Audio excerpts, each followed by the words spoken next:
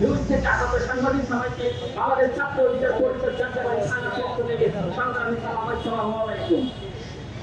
আমরা সকলে অবগত আছে যে গতকালকে দেখেছেন জয়কে বিমানবন্দরে কিভাবে জুলাই যোদ্ধাদের উপর আক্রমণ চালিয়েছে এবং ডিম নিক্ষেপ করেছে এবং বিচ্ছিন্নভাবে গালিগালাজ করা হয়েছে। আমরা দেখেছি কিছুদিন আগে ডিম শুধু বাংলাদেশে আদালত চত্বরে, এখন ডিম আদালত চত্বরে নাই, দেশের বন্দী ফিরে এখন আন্তর্জাতিক লেভেল তার অনেক ভূমিকা রয়েছে। আমরা দেখেছি গত 29 আগস্ট ডাকসুর সাবেক বিপি গণ অধিকারের সভাপতি নূর সহ কেন্দ্রীয় সাধারণ সম্পাদক ছাত্র অধিকার পরিষদ নাজমুল হাসান এবং সাংগঠনিক সম্পাদক সম্রাট ভাই সহ অসংখ্য নেতা কর্মীকে কিভাবে এই দেশে আইন শৃঙ্খলা নির্মাণ হবে তাদেরকে হত্যার দিচ্ছে, বিভিন্ন লাঠি চাষ করেছে এবং আমাদের দলীয় কার্যালয়ে উঠে খুঁজিয়ে তাদেরকে মেরেছে। ওইটার বিচার যদি তাৎক্ষণিকভাবে এই উপদেষ্টা পরিষদ দিত, আজকে নিউ ইয়র্কের দুঃসাহস আওয়ামী সরকার কখনো দেখাতে পারত না। আমাদের এই মাথাভাঙ্গা উপদেষ্টা পরিষদ তাদের যে সংস্কারের বাণী শোনাচ্ছে, সংস্কারের নামে বাণী শোনাতে দেখে দেশে এখন কুসংস্কারের ভয় ফেলেছে তারা। আমরা দেখেছি বিভিন্ন হত্যাকাণ্ড হচ্ছে, সেখানে তাদের কোনো ভূমিকা নাই। স্বরাষ্ট্র উপদেষ্টা জাহাঙ্গীর আলম দেখেছি বিভিন্ন জায়গায় তাদের একটা সাংবাদিকের বহন নিয়ে যায়, তাকে বলতে শুনেছি বাবু তুমি খেয়েছো কিনা, তোমার পিঠ বাঁকা হয়েছে, তোমার স্বামী দেশে না বিদেশে, তুমি কয় টাকা বেতন পাও, ভাই কয় টাকা পাঠিয়েছো, এটা শোনার জন্য তাকে উপদেষ্টা পরিষদে বসানো হয়নি।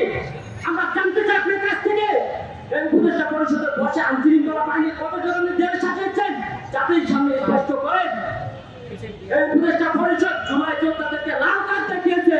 আমরা বলতে চাই যাদের রক্তের বিনিময়ে তাদের বিনিময়ে উপদেষ্টা পরিষদে বসেছে তাদের সাথে লাল কার্ড দেখিয়ে চোখ রাঙিয়ে কথা বলবেন না। এই দেশের ছয়জন আমরা হটিয়েছি 36 দিনে, আপনাদেরকে হটিয়েছে হঠাৎ আমাদের 36 মিনিট সময় লাগবে না। সেই বাংলা সিনেমা ডায়লগ বলে দিতে চাই, চুটিয়ে পাঁচা লাল করে তো রংনামি বের করতে ছাত্র সমাজের সাথে বর্ষা না করলে এখনো সময় আছে।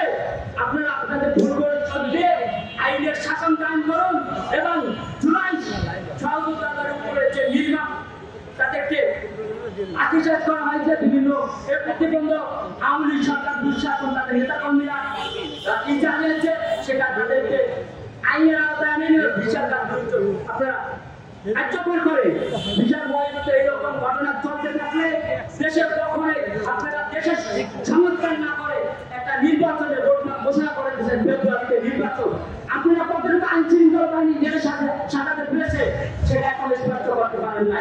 আপনারা যদি আইন শৃঙ্খলা বাহিনী জেলে সাজাতে পারতেন তাহলে একজন দলের সভাপতির উপরে এইভাবে তাদের দলীয় কার্যালয়ের নিচে নির্বাচনভাবে হত্যার দিচ্ছে হামলা চালানোর উপর আপনার কোন কার্যকর ভূমিকা নেননি। আপনার দীর্ঘ নিন্দা জানিয়েছেন, শুধু নিন্দা জানালেই হবে না, আপনার যদি কখন কার্যকর ভূমিকা নিতেন আজকে জুলাই যোদ্ধাদের উপরে এইরকম দিন নির্দেশ করার মতো দুঃসাহ তারা কখনো পাইত না। সর্বশেষ একটা কথা বলতে চাই, নিউ ইয়র্ক এবং গণ অধিকার পরিষদের নেতা কর্মীদের উপর হামলায় যারা জড়িত তাদেরকে অনতি বিলম্বে চিহ্নিত করে আইনের আওতায় আনতে হবে।